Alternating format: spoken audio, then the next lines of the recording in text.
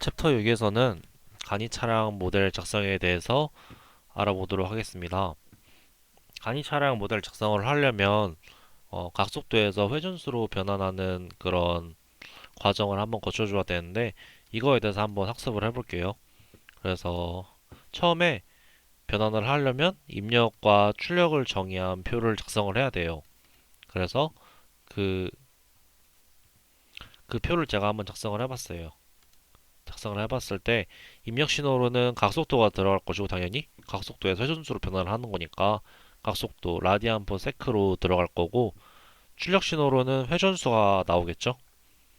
그래서 이 표를 기반으로 해서 어떤 수식이 필요한지 한번 알아볼 건데 예를 들어서 100 라디안 퍼 세크라는 이런 입력이 있다고 해봐요. 그러면 여기서 음, 당연히 그 2파이 라디안은 한 바퀴니까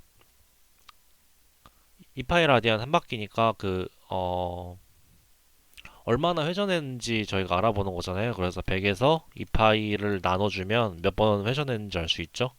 그리고 120 rpm이라는 그런 값이 있다고 그 예시를 한번 들어보면 1분간 당연히 120번 회전했다는 뜻이죠. 이거는 그러면 1초간은 2번 회전한 거죠. 그래서 결국에 회전수를 한번 생각을 해보면 회전수 rpm은 가속도 라디안 퍼 세크에다가 2파이로 나눈 다음에 60을 곱하면 회전수를 알 수가 있어요. 얼마나 회전했는지.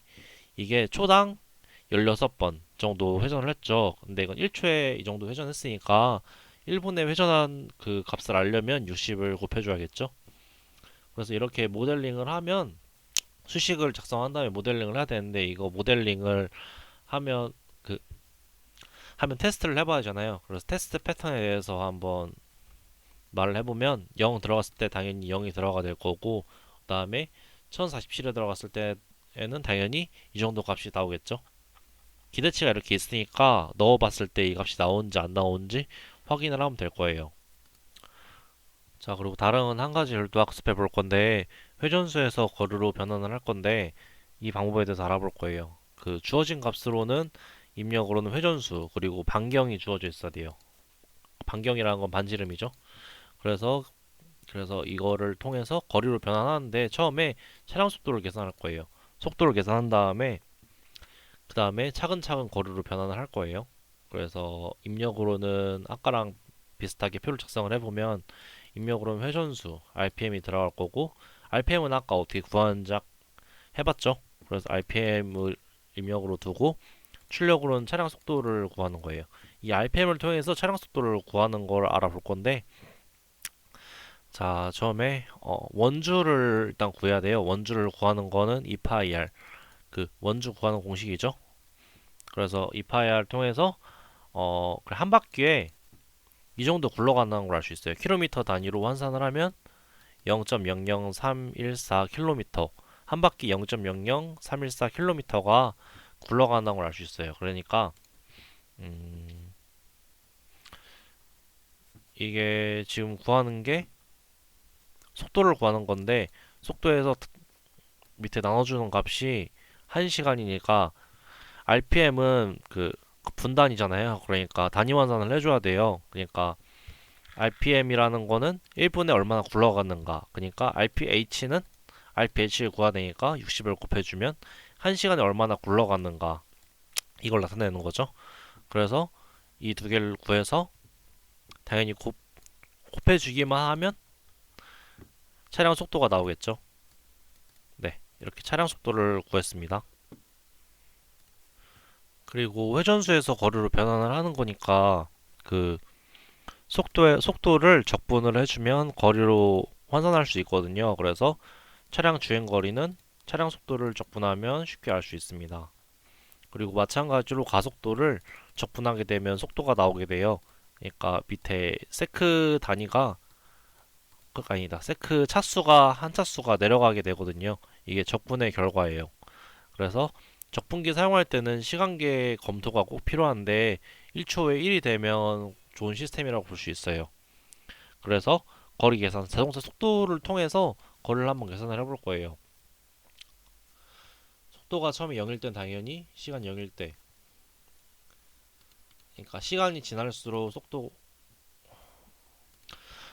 여기서 과제가 하나 주어지는데 물체 A의 속도를 한번 계산해 봐라 이렇게 돼 있는데, 이 속도를 어떻게 계산하냐면 관성이랑 입력 토크만을 주어져 이용해 가지고 각각 속도를 구할 거예요. 그래서 각각 속도로부터 속도로 변환한 다음에 최종적으로 속도로 변환해서 최종적으로 출력을 하는 거예요.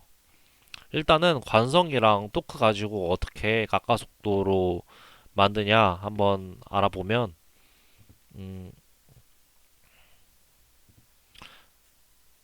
여기다 보시다시피 토크는 관성 곱하기 각가속도로 돼 있거든요. 그러니까 당연히 토크에다가 관성을 나눠주게 되면 각가속도가 나오겠죠.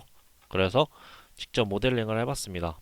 그 모델링을 해보면 아까 여기서 나눴잖아요. 나눠가지고 각가속도가 나왔으니까 여기선 지금 모델링을 편하게 하려고 여기서 값을 따로 이렇게 1이랑 10이랑 아니 1이랑 100이라고 이렇게 주어졌거든요.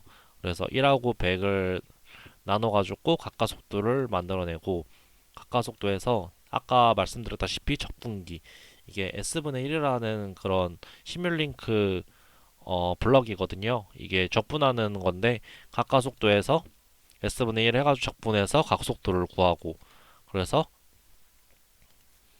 각속도를 구했으니까 그 다음에 속도로 변환을 해야 하잖아요. 아까 속도 변환하는 것도 같이 모델링이 된 건데, 아까 이 파일을 곱해주고 60으로 나눠주면 RPM으로 변환된다고 했잖아요.